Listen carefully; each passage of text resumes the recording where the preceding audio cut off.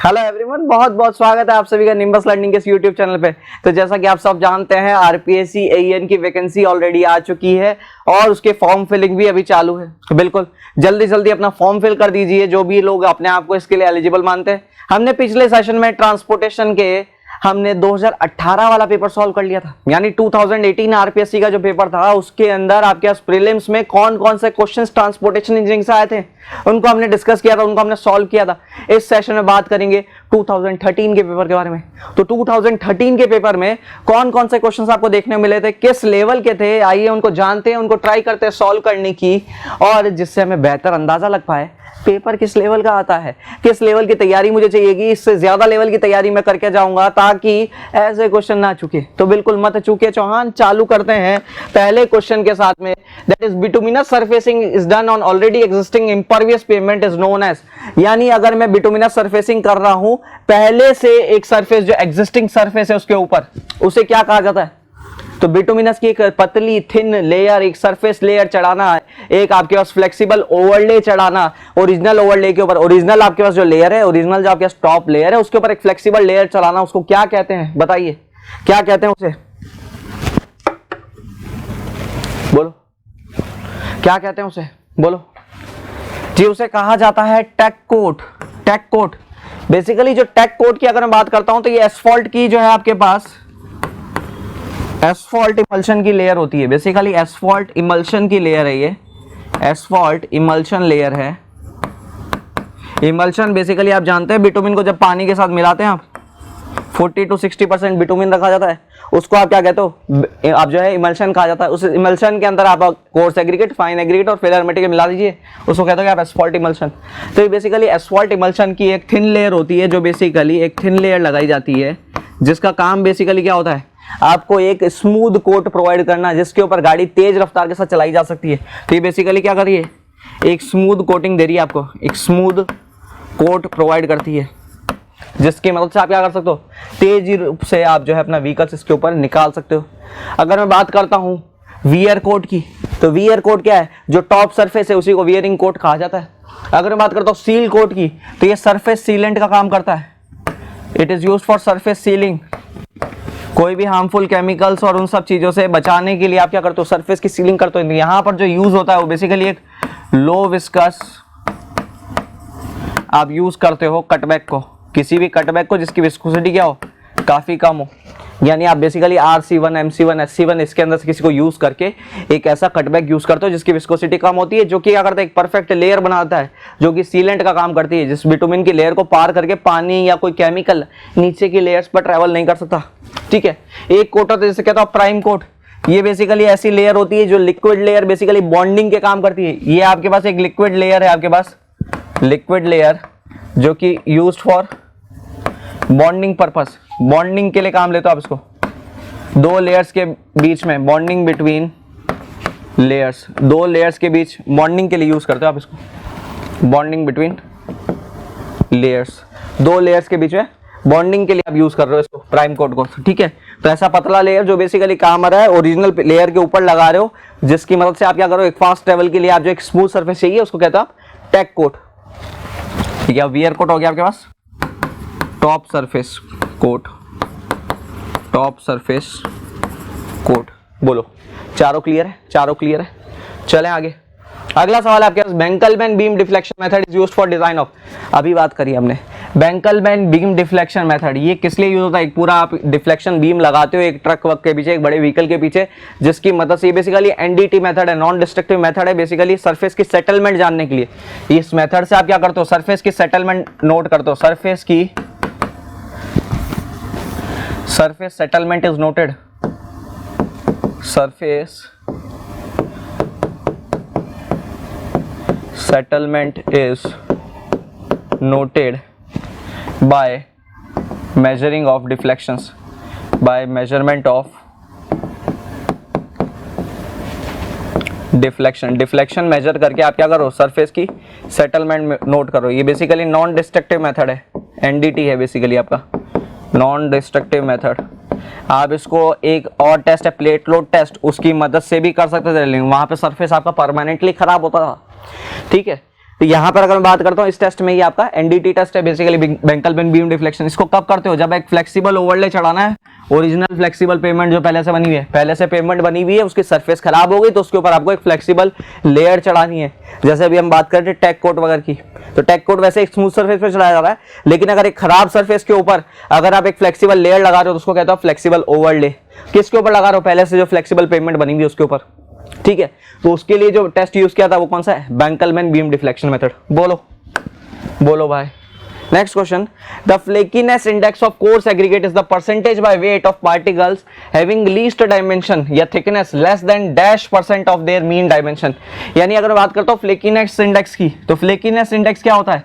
अगर बात करता हूं कोर्स एग्रीगेट का, वो परसेंटेज बाय वेट की बात कर रहा हूं जब उसकी जो डायमेंशन है वो किससे कम है? 3/5 कम है अपनी मीन डायमेंशन से। 3/5 ऑफ मीन डायमेंशन से अगर कम होता है उसी को कहते हो आप क्या? Flakiness index. बोलो, क्लियर है क्या? 350 होता ना, बोलो यार, 3/5 ऑफ मीन डायमेंशन होगा ना।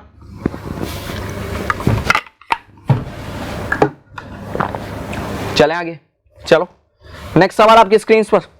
The ring and ball apparatus is used for which test of bitumen? किस टेस्ट में ring and ball apparatus use किया जाता है? तो देखिए हम बिटुमिन के टेस्ट के बारे में बात की थी, तो एक टेस्ट था जिसका नाम था आपका softening point test. Softening point test, इस टेस्ट को परफॉर्म किया जाता है रिंग एंड बॉल अपैरेटस से। रिंग एंड बॉल अपैरेटस क्या होता है सर? ऐसा एक बीकर सा होता है, इस बीकर के अंदर एक लेवल पे ना रिंग्स लगी होती है, इन रिंग के ऊपर बिटुमिन डाला जाता है, बिटुमिन डाला जाता है रूम टेम्परेचर पे। उसके ऊपर ना एक बॉल रखी जाती है, उसके ऊपर एक बॉल रखी जाती है, फिर इसको पूरा क्या किया जाता है? हीट किया जाता है। इसको हीट किया जाता है, गर्म कर रहे हो आप, इसका टेम्परेचर इंक्रीज कर रहे हो। और यहाँ पर ना एक थर्मोमीटर डाल के रखा है, तुमने एक थर्मोमीटर डाल के रखा है, ठीक है। इस टेस्ट की मदद से हम क्या करते हैं? इस पानी को गर्म करते हैं, इनडायरेक्टली बिटुमिन भी गर्म होगा। जिस टेम्परेचर पे बिटुमिन इतना गर्म हो जाएगा कि वो इतना सॉफ्ट हो गया कि बॉल यहाँ से निकल कर इस बॉटम को टच कर जाती है। करीब 25 mm का डिस्टेंस होता है, करीब 25 mm का डिस्टेंस होता है। तो बेसिकली यहाँ से बॉल निकल के यहाँ पर जब टच कर जाता है, उस टेम्परेचर को हम नोट कर लेते हैं, उस टेम्परेचर कहते हैं हम सॉफ्टनिंग पॉइंट। ये वो तापमान है जिस पर बिटुमिन इतना सॉफ्ट हो गया कि वो अपनी सॉलिड से लिक्विड कंसिस्टेंसी में आ गया। अब वो लिक्विड जैसा बिहेव कर रहा है, वो इतना तरल हो गया है कि उसके थ्रू वो बॉल पास हो गया और बॉटम को जाके टच कर गया। तो जिस टेम्परेचर पे बॉल जो यहाँ से निकल के बॉटम को टच कर जाएगा, उस टेम्परेचर को नोट करके उसको बोल देते हैं हम सॉफ्टनिंग पॉइंट। तो ये जो टेस्ट होता है, ये सॉफ्टनिंग पॉइंट टेस्ट, ये किस लिए किया जा रहा है? बिटुमिन का सॉफ्टनिंग पॉइंट निकालने के लिए, सॉफ्टनिंग पॉइंट निकालने के लिए। इस अपैरेटस का नाम है ring and ball apparatus. Reason क्या है? इसमें रिंग भी है और बॉल भी है, रिंग भी है और बॉल भी। ये क्या आपके पास? बॉल, और ये क्या आपके पास? रिंग, इसलिए इसको रिंग एंड बॉल अपैरेटस कहते हैं, रिंग एंड बॉल अपैरेटस कहते हैं हम इसको, ठीक है। इससे हम क्या कर रहे हैं? सॉफ्टनिंग पॉइंट टेस्ट कर रहे हैं। चलिए अगला सवाल आपके पास है, select the correct statement. The traffic volume should always be more than traffic capacity. Traffic volume traffic capacity से ज्यादा होनी चाहिए। दूसरा कह रहा है traffic capacity should always be more than traffic volume, traffic capacity volume से ज्यादा होना चाहिए। Spot speed is the average speed of vehicles at a specific section. और चौथा दे रखा है 86th percentile speed is more than 98th percentile speed. अरे भाई बाकी कुछ नहीं पता, ऑप्शन डी से ज्यादा घटिया ऑप्शन तो कोई हो ही नहीं सकता है।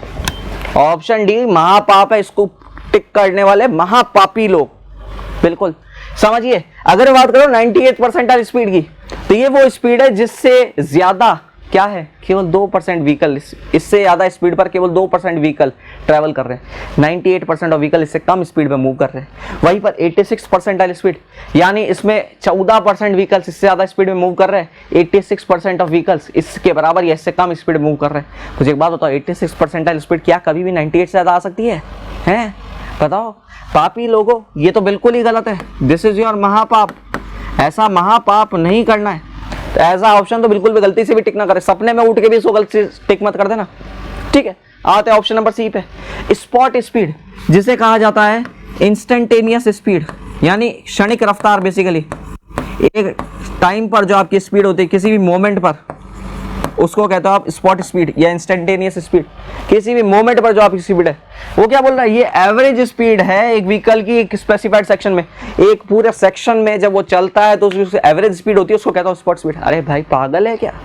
स्पेस स्पीड कहलाती है वो कहलाती है स्पेस स्पीड। किसी डिस्टेंस के थ्रू जब आप ट्रैवल कर रहे हो तो आपको जो एवरेज स्पीड होता है वो आपका स्पेस स्पीड कहलाता है, ना कि स्पॉट स्पीड। ये तो इंस्टेंटेनियस हो गई, किसी भी मोमेंट पर जो आपकी रफ्तार है। अरे पुलिस वाले को देखा ऐसा मशीन लेके खड़ा था रोड के साइड में, उसको क्या पता तुम पहले किस स्पीड से चल रहे थे या आगे जाके किस स्पीड पे जाओगे। उसने जब मेजर किया उस समय अगर तुम्हारी स्पीड एक सेफ स्पीड से अगर ज्यादा है वो आपका चालान कट कर देगा, समझ रहे हो। तो वो उस मोमेंट पर आपकी स्पीड नोट कर रहा है, उसको ये नहीं पता पहले क्या स्पीड पे था या आगे जाके किस स्पीड पे हो गया, कोई फर्क नहीं पड़ता उसको। जब उसने मेजर करी, जिस इंस्टेंट पे जिस मोमेंट पे उसने मेजर करी उस समय तुम्हारी स्पीड कितनी थी, उसको कहता है स्पॉट स्पीड। ये भी गलत है, option number C is also wrong, C is also wrong. ठीक है, तो यहाँ पर आप और ऑप्शन नंबर सी दोनों ही गलत हो गए। बात करते हैं ट्रैफिक कैपेसिटी की और ट्रैफिक वॉल्यूम की, दोनों ऑप्शन नंबर ए और ऑप्शन नंबर बी सेम चीज पे। ट्रैफिक वॉल्यूम बेसिकली अगर मैं बात करता हूं तो रोड के साइड में तुम बैठ जाओ कुर्सी लगाकर, तुम जो ट्रैफिक तुम्हारे सामने से पास हो रहा है किसी यूनिट टाइम इंटरवल है उसको कहते हो आप ट्रैफिक वॉल्यूम। तुमने किसी यूनिट टाइम इंटरवल, मान लीजिए तुमने 1 घंटे के लिए बैठे, 1 घंटे में तुम्हारे सामने जितना व्हीकल निकला वो है तुम्हारा ट्रैफिक वॉल्यूम, वो है तुम्हारा ट्रैफिक वॉल्यूम। यानी इन दैट आवर जब तुमने मेजर किया उस 1 घंटे में जितने व्हीकल तुम्हारे सामने से निकले, चाहे इधर से निकले चाहे इधर से निकले, सबको मेजर किया, वो कहलाता है ट्रैफिक वॉल्यूम आपका। ठीक है, वहीं पे बात करता हूँ रोड की जो कैपेसिटी होती है ट्रैफिक वॉल्यूम को झेलने की, उसको कहता है ट्रैफिक कैपेसिटी। तो रोड की झेलने की कैपेसिटी मुझे एक बात बताओ ट्रैफिक वॉल्यूम से ज्यादा ही होनी चाहिए। अगर यहाँ से और यहाँ से मिलके 1 घंटे में 1000 व्हीकल निकल रहे हैं तो रोड को मेरे को डिजाइन उस 1000 से ज्यादा ट्रैफिक को झेलने के लिए करना चाहिए कि नहीं करना चाहिए, बोलो। अगर 1000 ट्रैफिक व्हीकल्स निकल रहे हैं 1 घंटे के अंदर, तो मेरे ट्रैफिक की कैपेसिटी यानी रोड की जो कैपेसिटी होनी चाहिए वो 1000 से ज्यादा की झेलने की होनी चाहिए कि नहीं होनी चाहिए। दोनों का यूनिट सेम है, दोनों का यूनिट ट्रैफिक वॉल्यूम कह दो, चाहे आप बात कर लो कैपेसिटी की, दोनों का यूनिट क्या है आपके पास, व्हीकल पर आवर या व्हीकल पर डे, कुछ भी ले सकते हो, टाइम की यूनिट होगी, कुछ भी यूनिट हो सकती है। ठीक है, व्हीकल पर मंथ कह दो, ईयर कह दो, मेरे को कोई फर्क नहीं पड़ता, टाइम का यूनिट होना चाहिए। ठीक है, तो बेसिकली यूनिट सेम है। लेकिन अगर बात करो ट्रैफिक वॉल्यूम क्या हो गई, आपके सामने जितना नंबर ऑफ व्हीकल निकला किसी यूनिट टाइम इंटरवल में उसको कहते हो आप ट्रैफिक वॉल्यूम। और वहीं पर ट्रैफिक कैपेसिटी की बात करता हूं तो ट्रैफिक कैपेसिटी रोड की वो क्षमता है उस ट्रैफिक वॉल्यूम को झेलने की। तो ऑब्वियस सी बात है रोड की झेलने की कैपेसिटी क्या होनी चाहिए, ज्यादा होनी चाहिए, किससे, ट्रैफिक वॉल्यूम से। वॉल्यूम के तुलना में जो आपके पास झेलने की क्षमता है जो आपकी रोड की वो क्या होनी चाहिए, ज्यादा होनी चाहिए। तो option number B is always right, B सही है बिल्कुल। ऑप्शन नंबर ए क्या कह रहा है, ट्रैफिक वॉल्यूम ज्यादा होना चाहिए, चलने वाले व्हीकल ज्यादा है, रोड की क्षमता कम है, तो भैया क्या लगेगा, जाम लगेगा। जाम नहीं, जाम ट्रैफिक वाला, ट्रैफिक जाम। ओके चलो आइए नेक्स्ट क्वेश्चन आपके सामने, desired lines are plotted in, किस टेस्टिंग में या फिर किस स्टडी के अंदर मैं डिजायर्ड लाइंस प्लॉट करता हूं। तो एक स्टडी है जिसका नाम है origin and destination study. Origin और डेस्टिनेशन स्टडी मतलब मैं जानना चाहता हूं पॉइंट ए से पॉइंट बी के बीच में दोनों साइड में कितना व्हीकल ट्रैवल कर रहा है। तो पॉइंट नंबर ए से पॉइंट नंबर बी के बीच में जितना नंबर ऑफ व्हीकल्स ट्रैवल कर रहा है वो जानने के लिए जो स्टडी की जाती है उसको कहता है origin and destination study. Origin जहां से निकल रहा है, डेस्टिनेशन जहां पे जाना चाह रहा है। तो अगर ये स्टडी करता हूं तो इससे फायदा क्या होता है, रोड की कैपेसिटी मेरे को जज हो जाएगी, मुझे को पता चल जाएगा अगर मुझे कोई ट्रैफिक के अंदर मतलब आपके पास जो है कोई पब्लिक ट्रांसपोर्ट चलाना, आपको चाहे मेट्रो लाइन लगानी है, चाहे आपको सिटी बस का रूट तय करना है, चाहे उसकी एडिक्यूसी तय करनी है, चाहे आपको उसका समय सारणी यानी टाइम टेबल तय करना है, सबके लिए जरूरत पड़ेगी भाई, सबके लिए जरूरत पड़ेगी। इसके अंदर हम जो इसका डेटा है उसको विजुअलाइज करते हैं विद द हेल्प ऑफ, इस डेटा को विजुअलाइज किया था 2 तरीके से, या तो पाई चार्ट से इसका डेटा, या तो पाई चार्ट्स के रूप में आप विजुअलाइज कर सकते हैं, या फिर आप इसे डिजायर्ड लाइंस के रूप के अंदर विजुअलाइज कर सकते हैं। डिजायर्ड लाइंस बेसिकली वो लाइंस है जो बेसिकली डिजायर बता रही है एक जगह से दूसरी जगह जाने की। मान लो ये है, ये डिजायर्ड लाइन है फॉर ए टू बी, और वहीं पर ये डिजायर्ड लाइन है for C to D. 2 station के बीच में, ए और बी के बीच में डिजायर्ड लाइन बनाई, सी और डी के बीच में डिजायर्ड लाइन बनाई। अब यहाँ पर डिजायर्ड लाइन की थिकनेस जितनी ज्यादा होगी मतलब उतने ही ज्यादा लोग ट्रैवल करना चाहते हैं बिटवीन 2 स्टेशन। तो मैं कह सकता हूँ ए से बी का ट्रैवल, ए टू बी का ट्रैवल ज्यादा है सी टू डी के ट्रैवल से। रीजन क्या है, सी टू डी या डी टू सी का ट्रैवल की जो डिजायर्ड लाइन है वो क्या है, पतली है। मोटी डिजायर्ड लाइन मतलब ज्यादा लोग ट्रैवल करना चाह रहे हैं, पतली लाइन मतलब पतला कम लोग ट्रैवल करना चाह रहे हैं। ओके, तो डिजायर्ड लाइंस काम आ रही है ओएनडी स्टडी में, बोलो क्लियर है। आइए नेक्स्ट क्वेश्चन आपके सामने, the best angle in angle parking considering the road obstruction and the convenience of driver is। अगर मैं बात करता हूँ रोड ऑब्स्ट्रक्शंस की या व्हीकल के ड्राइवर्स की कन्वीनियंस, तो सबसे बढ़िया पार्किंग कौन सी होती है, सबसे बढ़िया पार्किंग सिस्टम कौन सा होता है। देखो एक पार्किंग सिस्टम होता है जिसे आप कहते हो पैरेलल पार्किंग सिस्टम, यानी आप बात करो ये रोड है, रोड के साइड में मैं कुछ ऐसे व्हीकल्स खड़ा कर दूं, अलोंग द लेंथ, व्हीकल्स के लेंथ के अलोंग, ये कहलाती है पैरेलल पार्किंग। वहीं पर अगर मैं कुछ व्हीकल्स ऐसा खड़ा कर दूं रोड के डायरेक्शन के 90 डिग्री में, इसको कहा जाता है 90 डिग्री पार्किंग, इससे कहा जाता है 90 डिग्री पार्किंग, इससे कहा जाता है पैरेलल पार्किंग। दोनों अपनी अपनी जगह पर अच्छा है। देखो अगर मैं 90 डिग्री पार्किंग की बात करता हूं तो क्योंकि व्हीकल अपनी विड्थ के अलोंग खड़ा है, मोर नंबर ऑफ व्हीकल, ज्यादा नंबर ऑफ व्हीकल्स आ जाएंगे, यानी जब पार्किंग में आपकी जगह कम है, व्हीकल ज्यादा है, कौन सी यूज करोगे? 90 डिग्री पार्किंग। अगर मैं बात करता हूँ पार्किंग की विड्थ कम है, पार्किंग की चौड़ाई इतनी है ही नहीं, कैसे गाड़ी खड़ी कर पाओ, पार्किंग इतनी चौड़ी है, लो सर खड़ी गाड़ी आ ही नहीं सकती, तो क्या करोगे? पैरेलल पार्किंग यूज कर लो, कोई दिक्कत नहीं। और वहीं पर एक और तरीका हो सकता है, एक और तरीका हो सकता है,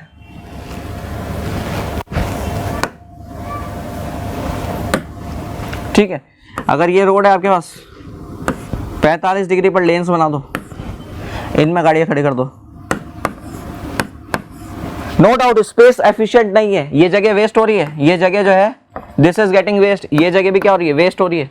लेकिन इसमें गाड़ी डालना और यहाँ से गाड़ी निकालना दोनों ही बहुत आसान है। सबसे मोस्ट एफिशिएंट अगर कोई पार्किंग पूछता है वो हमेशा कौन सी है? 45 डिग्री। इसमें गाड़ी इंसर्ट करना और गाड़ी को वापस बाहर निकालना सबसे अच्छी बात, सबसे अच्छा काम होता है, सबसे इजीली आप काम होता है। एक ही बारी में गाड़ी लाया, अंदर घुसाया, एक ही बारी में गाड़ी लाया, बाहर निकाल लिया, खत्म बात। लेकिन अगर 90 डिग्री में बात कर रहा हूँ तो यहाँ पर डाला, गाड़ी निकालना, बैक लिया, इधर घुमाया, फिर इधर बैक लिया, फिर इधर घुमाया, यानी आपको क्या होना पड़, मल्टीपल टाइम्स आपको गाड़ी को बैक लेना पड़ सकता है यहाँ से गाड़ी निकालने के लिए, कंजेस्टेड हो जाता है। वहीं पर इधर ये तो और ही दिक्कत दे, और भी ज्यादा दिक्कत दे। यहाँ पर अगर आगे पीछे किसी ने गाड़ी लाके खड़ी कर दी तो इस गाड़ी को निकालना भी पॉसिबल बहुत मुश्किल हो जाएगा, बहुत मेहनत करनी पड़ेगी। ये कब यूज करोगे? जब पार्किंग की विड्थ रेस्ट्रिक्टेड हो। ये कब यूज करोगे? जब आपके नंबर ऑफ व्हीकल्स ज्यादा हो, पार्किंग की जगह कम हो। ये कब यूज करोगे? जब जगह बहुत है और मेरे को काम एफिशिएंट चाहिए। तो सबसे अच्छा कौन सा है? 45 डिग्री पार्किंग।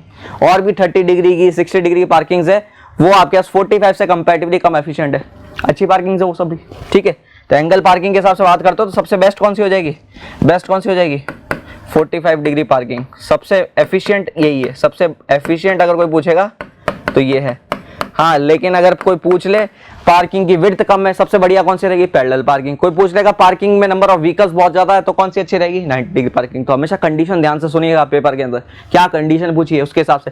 जनरल केस में पूछ रहा है कौन सी सबसे बढ़िया है? 45 डिग्री पार्किंग। स्पेशलाइज कंडीशन बोल दे तो आप चेक कर लेना आपके पास पैरेलल ज्यादा बढ़िया है या फिर 90 डिग्री ज्यादा बढ़िया है। बोलो, क्लियर है?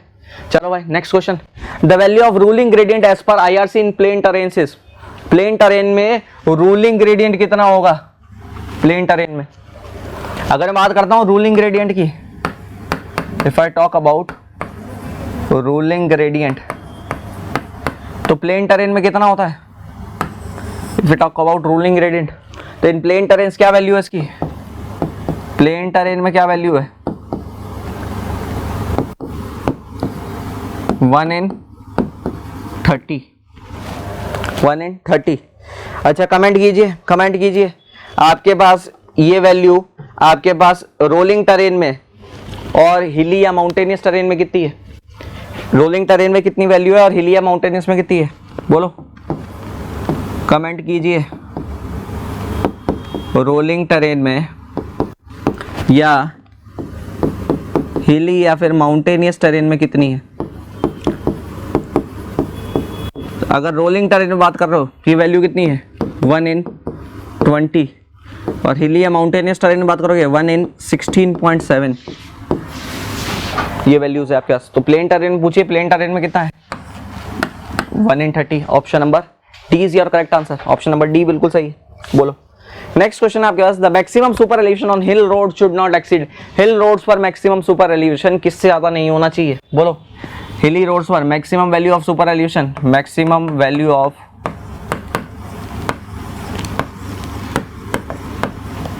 सुपर एलिवेशन अगर कोई आपसे पूछता है, यानी Emax की वैल्यू पूछ रहा है, Emax की वैल्यू, तो अगर मैं बात करता हूं आपके पास प्लेन टेरेन में, प्लेन टेरेन में या फिर रोलिंग टेरेन पर, प्लेन या रोलिंग टेरेन में, तो Emax किससे ज़्यादा नहीं होना चाहिए? It should not be more then 7%, 7%, या फिर आपके पास 0.07 और 0.07, इससे ज़्यादा नहीं होना चाहिए। एक ही बात है, ठीक है। अगर मैं बात करता हूँ हिली टेरेन की, हिली या फिर माउंटेनियस टेरेन, एक ही बात है, हिली और माउंटेनियस टेरेन। इधर ई मैक्स की वैल्यू किससे ज़्यादा नहीं होनी चाहिए, maximum super elevation should not be more then 10% या फिर 0.1।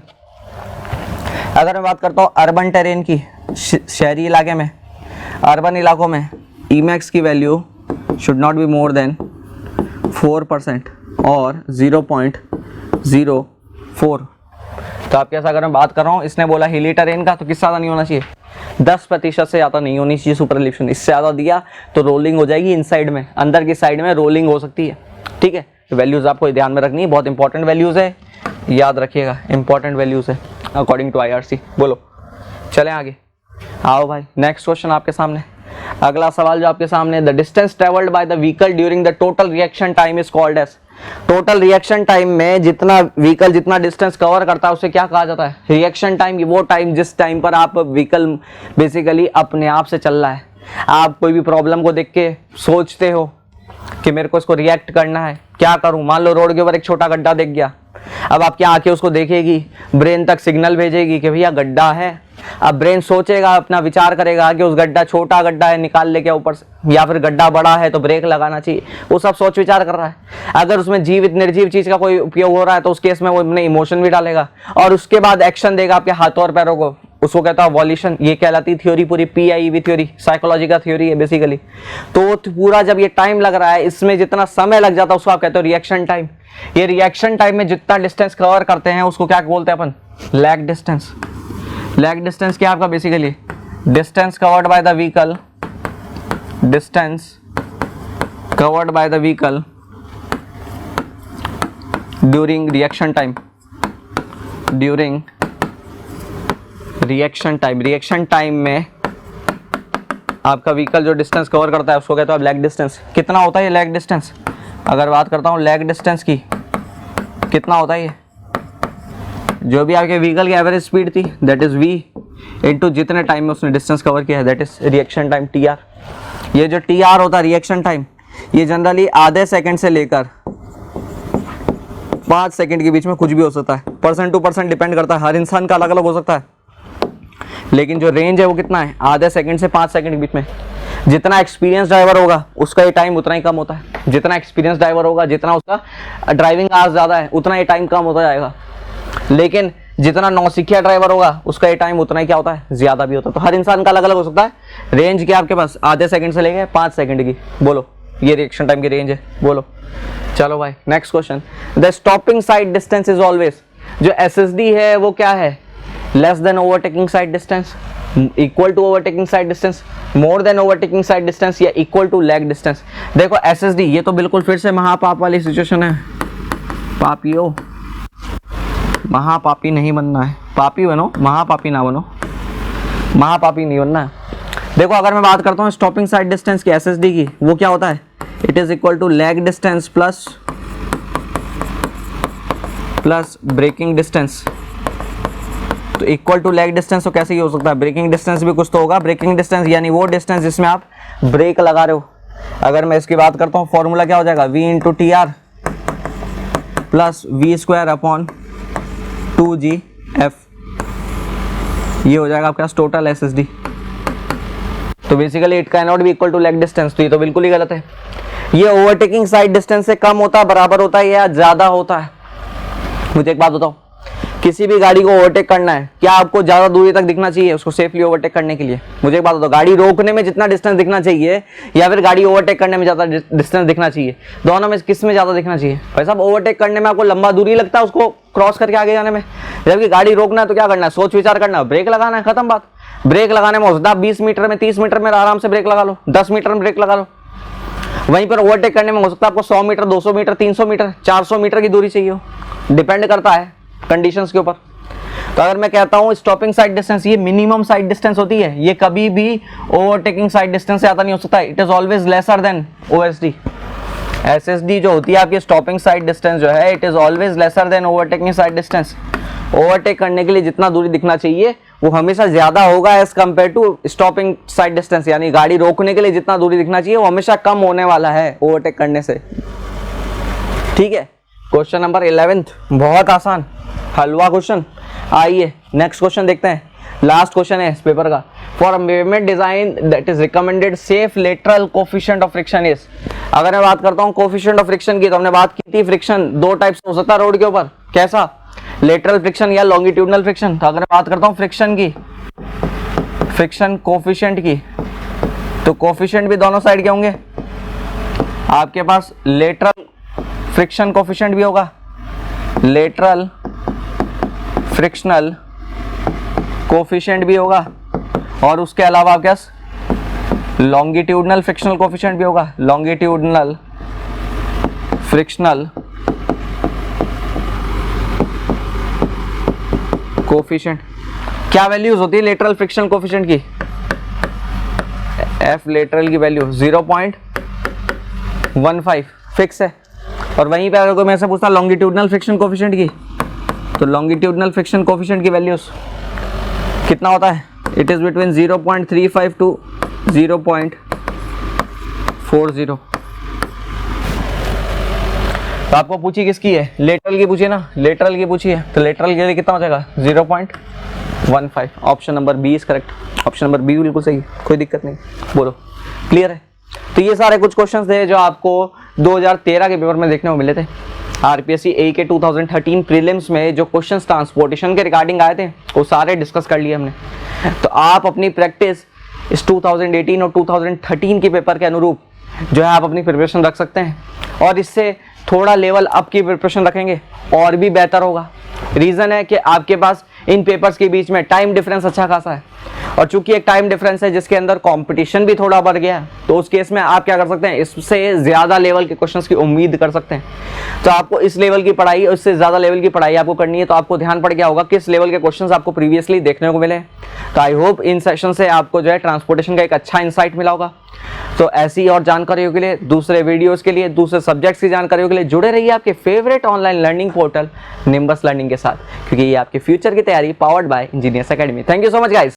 If you really like the video, please hit the like button, share the video, subscribe to our YouTube channel and press the bell icon for the latest updates. Thank you.